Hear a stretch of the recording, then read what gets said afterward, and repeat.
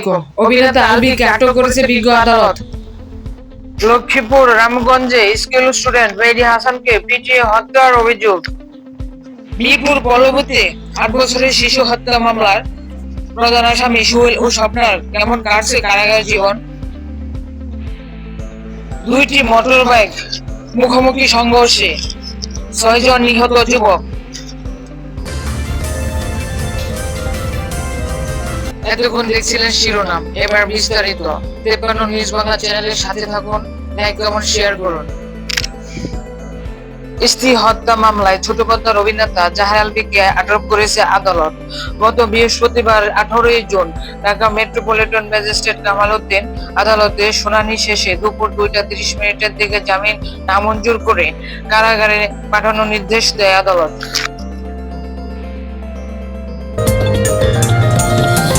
Mobile চুরিকে কেন্দ্র করে ফরিদাবাদ ভুঁইয়া একাডেমির 8ম শ্রেণীর ছাত্রী আবাসিক হোটেলে থাকতো মেহেদী হাসান। মেহেদী হাসানকে ইস্যু করে তার সহপাঠীরা পিটিয়ে হত্যা করেছে বলে অভিযোগ জানান তার আত্মীয় স্বজন।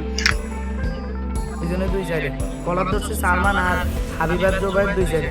ওনারা আমাকে থাপ্পড় দিতে স্যার বলতেছে টানা 10 মিনিট এভাবে মারছে। মারার পর আমাকে সালমান সাইডে নিচ্ছে, নিয়ে বলে তোকে মারতে মারতে আমার হাত ব্যর্থ হয়ে গেছে, তোকে অ্যাসিস্ট ছাড়া কাম হবে না।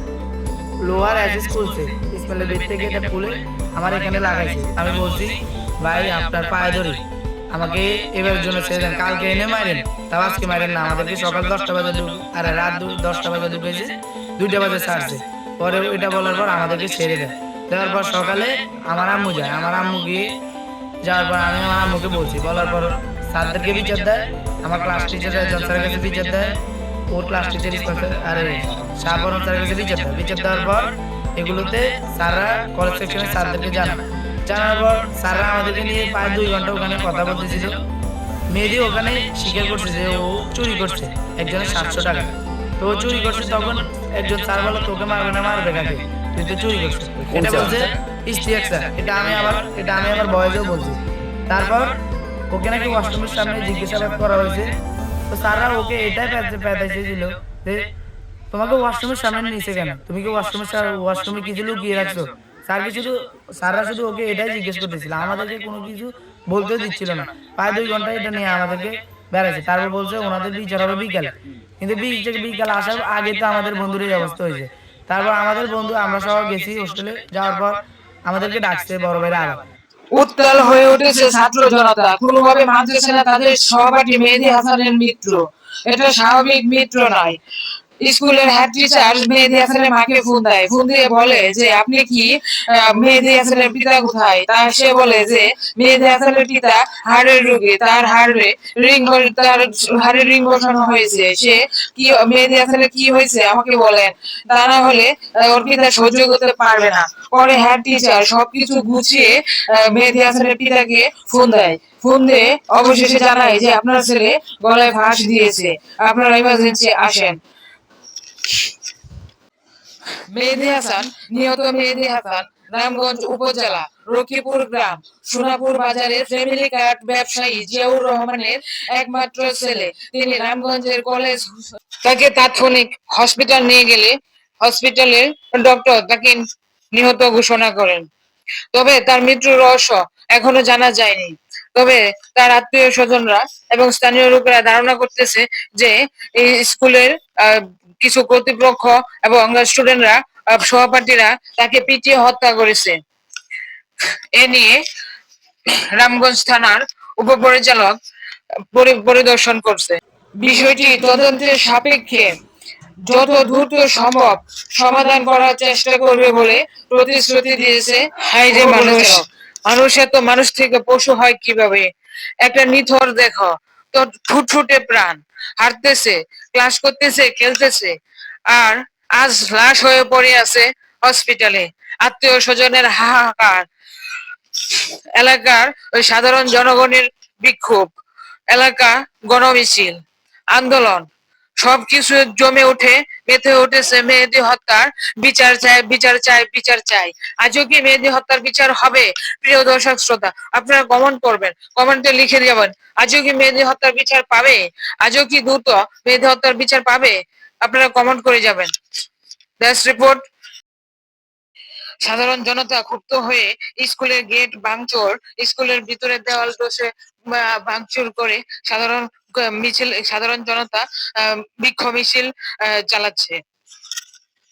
পুলিশ উপকর্মকর্তা জানিয়েছে ময়না তদন্তের পরে রিপোর্ট দেখে বলা যাবে কিভাবে মেহেদী হাসানের মৃত্যু হয়েছে। বিচারের মুখোমুখি করবো। সবাইকে ধন্যবাদ। আসসালামু আলাইকুম। ওনারাও আসছেন, আমি এমপি মহোদয়ের সাথে কথা বলছি। এমপি স্যার নিজে বলছেন যে এখানে যে বিষয়টি তদন্ত করে সর্বোচ্চ যদি ব্যবস্থা নেওয়া হয় সেই বিষয়ে উনি ব্যবস্থা গ্রহণ করবেন। এখানে যে নেতৃবৃন্দ আসছেন তারাও এই বিষয়ে আপনাদের সাথে সম্মতি প্রকাশ করতে আসছেন। এটি হচ্ছে কথা।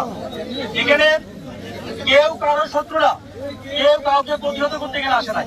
এই বিষয়টি আপনার মাথায় নেওয়া দরকার নাই।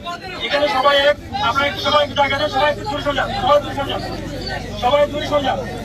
ঠিক আছে, যারা সবাই দূরে সরে যান এবং একটা ঘটনা তুলাতেই করছে, এটা এখন অনেকটাই স্থিমিত হয়ে গেছে, এটাকে আর বাড়ানোর দরকার নাই। যা হয়েছে শেষ। এই থানার সকল জনসাধারণ, স্থানীয় লোকজন, নেতৃবৃন্দ, শুভাকাঙ্ক্ষী, আপনাদের সকলকে ধন্যবাদ জানাই। আপনারা সন্ধ্যা থেকে আমাদেরকে সহযোগিতা করেছেন। বিশেষ করে মোস্তাফা ভাই সহ সাতক্ষীরার নেতৃবৃন্দ আসছে, রামগঞ্জের নেতৃবৃন্দ আসছে, রামগঞ্জ উপজেলা বিএনপির সেক্রেটারি সহ সকল স্তরের নেতৃবৃন্দ এখানে আছে। সাতক্ষীরারও বিভিন্ন পর্যায়ের বিভিন্ন স্তরের নেতৃবৃন্দ আছে। আমাদেরকে সব পুলিশকে সহযোগিতা করেছেন। আমি আমার রামগঞ্জ থানার পক্ষ থেকে সকলকে ধন্যবাদ জানাই। এছাড়াও যারা আমাদেরকে সন্ধ্যা থেকে সহযোগিতা করেছেন সকল জনগণকে আমরা ধন্যবাদ জানাই। আমি অতি রামগঞ্জ হিসেবে আপনাদেরকে প্রতিশ্রুতি দিতে চাই, এখানে যে ঘটনাটা ঘটছে এটার সুষ্ঠু তদন্ত করে আমরা ইনশাল্লাহ ন্যায় বিচার নিশ্চিত করব। আপনাদের সকলকে পুলিশকে সহযোগিতা করার জন্য আমি আমার পক্ষ থেকে অনুরোধ জানাচ্ছি।